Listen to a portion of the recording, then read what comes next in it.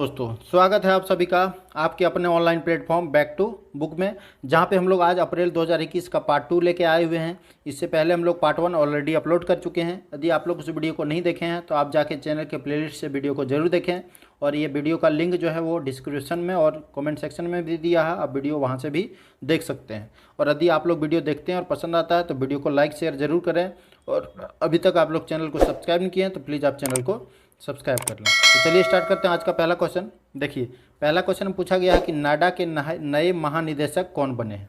ठीक है, तो नाडा के नए महानिदेशक जो हैं वो सिद्धार्थ लॉन्गजाम बने हैं, यानी इसका राइट आंसर हो जाएगा ऑप्शन नंबर बी। ठीक है, और ये जो है नवीन अग्रवाल का जगह लेंगे, यानी इससे पहले जो थे वो नवीन अग्रवाल नाडा के महानिदेशक थे, और अभी प्रेजेंट में जो है वो सिद्धार्थ लॉन्गजाम बन गए हैं। ठीक है, और इसमें ऑप्शन नंबर सी जो है सुशील चंद्रा, मैं इसके बारे में आगे का क्वेश्चन में बताऊंगा डिटेल में। और ऑप्शन नंबर डी के बारे में आप लोगों को पता होगा, एन.वी. रमन्ना, ये जो हैं भारत के 48 यानी 48वें चीफ जस्टिस ऑफ इंडिया हैं। ठीक है, इसके बारे में मैं आप लोगों को पिछला वीडियो में डिटेल में बता चुका हूँ, इसलिए मैं बार बार आप लोगों से रिक्वेस्ट करता हूं कि आप जब भी वीडियो को देखते हैं तो एक बार जाके पीछे से वीडियो को जरूर देखें, ताकि आपको समझने में और याद रखने में आसानी हो। ठीक है, अब देखिए यहाँ पे नाडा की बात थी, तो नाडा के बारे में हम लोग सबसे पहले जानते हैं। तो देखिए, नाडा का फुल फॉर्म होता है नेशनल एंटी डोपिंग एजेंसी। ठीक है, और इसका स्थापना जो है वो 24 नवंबर 2005 को किया गया था, और इसके प्रेजेंट में महानिदेशक तो सिद्धार्थ लॉन्गजाम है, और इसका हेडक्वार्टर न्यू दिल्ली में है। ठीक है, नेक्स्ट देखिए, नेक्स्ट में पूछा गया है कि छत्तीसगढ़ वीरणी पुरस्कार किसे दिया जाएगा। ठीक है, तो छत्तीसगढ़ वीरणी पुरस्कार जो है वो दूती चंद को दिया जाएगा, यानी इसका राइट आंसर हो जाएगा ऑप्शन नंबर बी। ठीक है, तो देखिए, अब दूती चंद जो है वो 2019 में इटली में जो आयोजित वर्ल्ड यूनिवर्सिटी गेम हुआ था उसमें ये गोल्ड मेडल जीती थी। ठीक है, और ये गोल्ड मेडल उस टाइम मतलब वर्ल्ड यूनिवर्सिटी गेम्स में स्वर्ण पदक जीतने वाली ये पहली भारतीय महिला बनी थी। ठीक है, तो ये दूती चंद जो है इनको छत्तीसगढ़ वीरनी पुरस्कार दिया जाएगा, आप लोग इसको याद रखिएगा। नेक्स्ट देखिए, नेक्स्ट में पूछा गया है कि देवी शंकर अवस्थी अवार्ड 2020 किसे दिया जाएगा। तो देवी शंकर अवस्थी अवार्ड 2020 जो है वो आशुतोष भारद्वाज को दिया जाएगा, यानी इसका राइट आंसर हो गया ऑप्शन नंबर ए। ठीक है, अब इनको क्यों दिया जाएगा, तो इनकी एक बुक आई थी पितृवध, तो उन्हीं के कारण इनको जो है देवी शंकर अवस्थी अवार्ड 2020 से सम्मानित किया जाएगा। ठीक है, अब देखिए ऑप्शन नंबर बी है, तो इनको जो है देवी शंकर अवस्थी अवार्ड 2019 इनको एक साथ जो है 2019 और 20 का घोषणा किया गया, और राहुल सिंह को 2019 के लिए दिया गया, जो कि इनकी बुक आई थी विचार और आलोचना। ठीक है, और तीसरा नंबर जो ऑप्शन नंबर सी है मृत्युंजय पांडे, इनको 2018 के लिए दिया गया था, और इनकी एक बुक थी रेणुका भारत। तो इन तीनों के लिए को आप लोग याद रखें, ये तीनों ही इंपॉर्टेंट है। ठीक है, अब देखिए यहाँ पे देवी शंकर अवस्थी अवार्ड की बात थी, तो इसकी शुरुआत जो है वो 1995 में की गई थी, यानी 1995 में देवी शंकर अवस्थी अवार्ड की शुरुआत की गई थी, और यह सम्मान जो है वो 45 वर्ष से कम आयु के लेखक को दिया जाता है, तो आप लोग इसको भी याद रखें। नेक्स्ट देखिए, नेक्स्ट में पूछा गया है कि दुनिया का सबसे ऊंचा रेलवे आर्क ब्रिज कहाँ बन रहा है। ठीक है, तो दुनिया का सबसे ऊंचा रेलवे आर्क ब्रिज जो है वो जम्मू कश्मीर में बन रहा है, या तो इसका राइट आंसर हो गया ऑप्शन नंबर ए। ठीक है, देखिए ये है रेलवे का आर्क ब्रिज, जो कि दुनिया का सबसे बड़ा है। ठीक है, अब देखिए ये आर्क ब्रिज की बात है, तो यह जो है वो चिनाब नदी पे बन रही है। ठीक है, ये चिनाब नदी के ऊपर इसको बनाया जा रहा है, जो कि इसकी टोटल लंबाई जो है वो 1315 मीटर है। ठीक है, इसको आप लोग याद रखें, इसकी लंबाई टोटल जो है वो 1315 मीटर है, और इसकी ऊंचाई नदी तल से जो है वो 359 मीटर है। ठीक है, 359 मीटर, तो आप लोग इसको भी याद रखें। और ये इसलिए खास है क्योंकि ये फ्रांस में जो एफिल टावर है ये इससे 35 मीटर अधिक ऊंचा है। ठीक है, यानी एफिल टावर की जो ऊंचाई है उससे ये 35 मीटर अधिक ऊंचा है। नेक्स्ट देखिए, नेक्स्ट में पूछा गया है कि यूएई के शीर्ष नागरिक पुरस्कार से किसे सम्मानित किया जाएगा। तो यूएई के शीर्ष नागरिक पुरस्कार से यूसुफ अली को सम्मानित किया जाएगा, तो इसका राइट आंसर हो गया ऑप्शन नंबर बी। ठीक है, और ये भारतीय मूल के एक व्यवसायी हैं जो कि केरल से बिलोंग करते हैं, लेकिन ये भारतीय मूल के यूएई नागरिक हैं। ठीक है, अब देखिए यहाँ पे यूएई की बात हुई, तो आप लोगों को याद होगा कि पीएम नरेंद्र मोदी को यूएई द्वारा ऑर्डर ऑफ जायद से सम्मानित किया जा चुका है। ठीक है, तो आप लोग इसको भी याद रखें। नेक्स्ट देखिए, नेक्स्ट में पूछा गया है कि मुख्य चुनाव आयुक्त कौन बने हैं। तो भारत के जो मुख्य चुनाव आयुक्त बने हैं वो हैं सुशील चंद्रा। ठीक है, तो मैं पहला क्वेश्चन में इसी के बारे में बता रहा था कि मैं आगे का क्वेश्चन में इसको बताऊंगा। तो ये सुशील चंद्रा जो हैं वो नए मुख्य चुनाव आयुक्त बने हैं। ठीक है, और ये जो हैं सुनील अरोड़ा का जगह लेंगे। ठीक है, अब देखिए ऑप्शन नंबर ए में था सुकुमार सेन, तो आप लोग को इसको भी याद रखना है। भारत का प्रथम मुख्य चुनाव आयुक्त जो थे वो सुकुमार सेन ही थे। ठीक है, तो इसको आप लोग याद रखिएगा। ऑप्शन नंबर सी जो है सुनीत शर्मा, मैं इसके बारे में बहुत बार आप लोगों को बता चुका हूँ। ये रेलवे के प्रेजेंट में चेयरमैन है और सीईओ हैं। ठीक है, तो आप लोग इसको भी याद रखिए। अब देखिए यहाँ पे मुख्य चुनाव आयुक्त की बात थी, तो इनको जो है इनकी शक्ति जो है वो आर्टिकल 324 में बताया गया। ठीक है, यानी मुख्य चुनाव आयुक्त का जो शक्ति होगा वो उसका वर्णन जो है वो 324 में किया गया है। ठीक है, इसका गठन जो है वो 25 जनवरी 1950 को किया गया था, इसीलिए हर साल 25 जनवरी को राष्ट्रीय मतदाता दिवस के तौर पे मनाया जाता है। तो आप लोग इसको भी याद रखें। नेक्स्ट देखिए, नेक्स्ट में पूछा गया है कि 17वीं बिम्स्टेक मंत्री स्तरीय बैठक की मेजबानी कौन करेगा। तो 17वीं बिम्स्टेक मंत्री स्तरीय बैठक की मेजबानी जो है वो श्रीलंका करेगा, यानी इसका राइट आंसर हो गया ऑप्शन नंबर सी। ठीक है, अब देखिए यहाँ पे बिम्स्टेक की बात थी, तो बिम्स्टेक का सबसे पहले फुल फॉर्म जानना है आप लोगों को। तो इसका फुल फॉर्म होता है the bay of Bengal initiative for multi sectoral technical and economic corporation. ठीक है, तो आप लोग इसको याद रखें, एग्जाम में इसको पूछा जाता है। और इससे भी ज़्यादा इम्पोर्टेंट है कि पूछा जाता है कि बे ऑफ ये बिम्स्टेक का इनमें से कौन सा देश जो है वो बिम्स्टेक का सदस्य नहीं है। ठीक है, तो वहाँ पे ऑप्शन दे दिया रहेगा एक पाकिस्तान का, और बाकी दिए इंडिया, नेपाल, भूटान, ये सब दिया रहेगा। तो आपको राइट आंसर जो है वो पाकिस्तान देना है। ठीक है, तो सबसे पहले जानिए कि इसका कौन कौन सदस्य है। तो इसमें टोटल 7 कंट्री इसका मेंबर है, जो कि इंडिया है, नेपाल है, भूटान है, बांग्लादेश है, श्रीलंका है, म्यांमार है और थाईलैंड है। ठीक है, और इसका सदस्य अफगानिस्तान और पाकिस्तान नहीं है। तो आप लोगों को कंफ्यूज नहीं करना है। और इसकी स्थापना जो है वो 6 जून 1997 को किया गया था। तो आप लोग इसको भी याद रखें।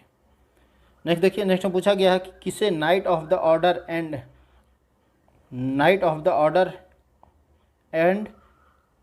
ऑर्डर ऑफ एंड लेटर से सम्मानित किया गया है। तो night of the order of and later से सम्मानित किया गया वो हैं गुनीत मोंगा, यानी इसका राइट आंसर हो जाएगा ऑप्शन नंबर सी। ठीक है, और यह पुरस्कार जो है वो फ्रांस का दूसरा सबसे बड़ा नागरिक सम्मान है। तो इसलिए ये क्वेश्चन इंपॉर्टेंट होता है, आप लोग इसको याद रखें। ठीक है, और इससे पहले संजना कपूर को भी यह अवार्ड सम्मानित किया जा चुका है इस अवार्ड से।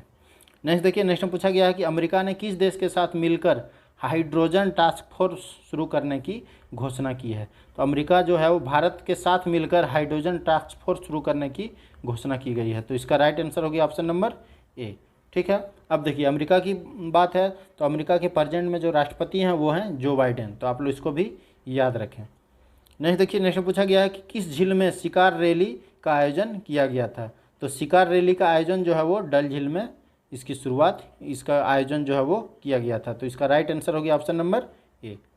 नेक्स्ट देखिए, नेक्स्ट में पूछा गया है कि किस राज्य ने सोनू सूद को कोविड वैक्सीन का एम्बेसडर बनाया है। तो सोनू सूद को कोविड वैक्सीन के लिए एम्बेसडर जो है वो पंजाब सरकार द्वारा बनाया गया है। तो इसका राइट आंसर हो जाएगा ऑप्शन नंबर बी।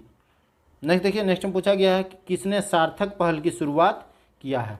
ठीक है, तो सार्थक पहल की शुरुआत जो है वो भारत के प्रेजेंट में जो शिक्षा मंत्री हैं रमेश पोखरियाल निशंक, उन्हीं के द्वारा सार्थक पहल की शुरुआत की गई है। ठीक है, अब देखिए यहाँ पे सार्थक की बात है, तो इसका फुल फॉर्म आप लोगों को याद रखना है। इसका फुल फॉर्म होता है students and teachers holistic advancement through quality education. ठीक है, तो आप लोग इसको भी याद रखें। नेक्स्ट देखिए, नेक्स्ट में पूछा गया कि सिडबी के नए सीएमडी कौन बने हैं। तो सिडबी के जो नए सीएमडी बने हैं वो हैं एस रमन। तो इसका राइट आंसर हो गया ऑप्शन नंबर बी। ठीक है, देखिए अब एस रमन की बात है, तो एस रमन जो है वो देखिए ऑप्शन नंबर ए था एनवी रमना। ठीक है, तो ये ऑप्शन जो है आपको देख के कंफ्यूज नहीं करना है। एनवी रमना जो है वो भारत के प्रेजेंट में सीजीआई हैं, यानी 48वें सीजीआई बने हैं एनवी रमना, और ये सिडबी के जो सीएमडी हैं वो हैं एस रमन। ठीक है, तो आप लोगों को इसमें कंफ्यूज नहीं करना है। और ये ऑप्शन नंबर सी जो है सिद्धार्थ लॉन्गजाम, ये इसके बारे में मैं पहला क्वेश्चन में बता चुका हूँ। अब देखिए यहाँ पे सिडबी की बात थी, तो सिडबी का सबसे पहले फुल फॉर्म जानना है। तो इसका फुल फॉर्म होता है small industry development bank of India. ठीक है, इसकी स्थापना 2 अप्रैल 1990 को किया गया था, और इसका हेडक्वार्टर जो है वो लखनऊ है। तो आप लोग को इसको याद रखना है, क्योंकि मैक्सिमम का जो हेडक्वार्टर है वो न्यू दिल्ली होता है, लेकिन सिडबी का हेडक्वार्टर लखनऊ है, इसलिए आप लोग इसको याद रखें। नेक्स्ट देखिए, नेक्स्ट में पूछा गया है कि 2020 का एसीएम ट्यूनिंग पुरस्कार किसे दिया जाएगा। तो 2020 का एसीएम ट्यूनिंग पुरस्कार जो है वो अल्फ्रेड आहो को दिया जाएगा, यानी इसका राइट आंसर हो गया ऑप्शन नंबर ए। ठीक है, और इस पुरस्कार को जो है यानी एसीएम ट्यूनिंग पुरस्कार को कंप्यूटिंग का नोबेल पुरस्कार के नाम से भी जाना जाता है, इसलिए ये बहुत इंपॉर्टेंट है, इसको आप लोग याद रखें। नेक्स्ट देखिए, नेक्स्ट में पूछा गया है कि मार्च का ICC player of the month award किसे मिला। तो मार्च का जो है वो ICC player of the month award जो है वो भुवनेश्वर कुमार को मिला। तो इसका राइट आंसर हो गया ऑप्शन नंबर सी।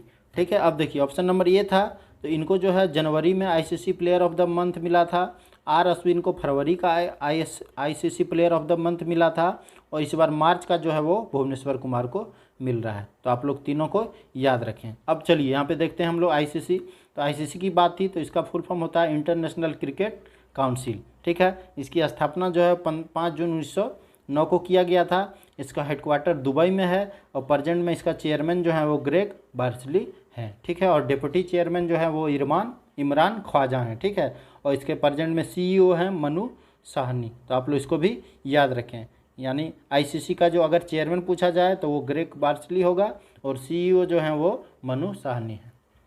नेक्स्ट देखिए, नेक्स्ट में पूछा गया है कि ओलंपिक के लिए क्वालिफाई करने वाली पहली भारतीय महिला नाविक कौन बनी है।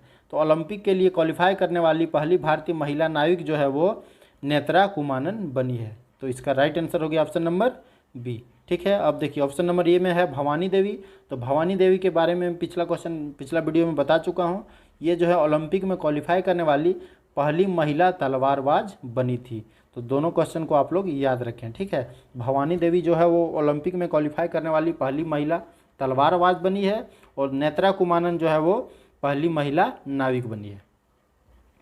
नेक्स्ट देखिए, नेक्स्ट में पूछा गया कि दुनिया का पहला माइक्रो सेंसर आधारित विस्फोटक ट्रेस डिटेक्टर नैनो स्निफर किसने लॉन्च किया है। ठीक है, तो दुनिया का पहला माइक्रो सेंसर आधारित विस्फोटक ट्रेस डिटेक्टर जो है जिसका नाम है नैनो स्निफर, इसको किसने लॉन्च किया है। तो इसको रमेश पोखरियाल निशंक ने लॉन्च किया है। तो इसका राइट आंसर हो गया ऑप्शन नंबर सी।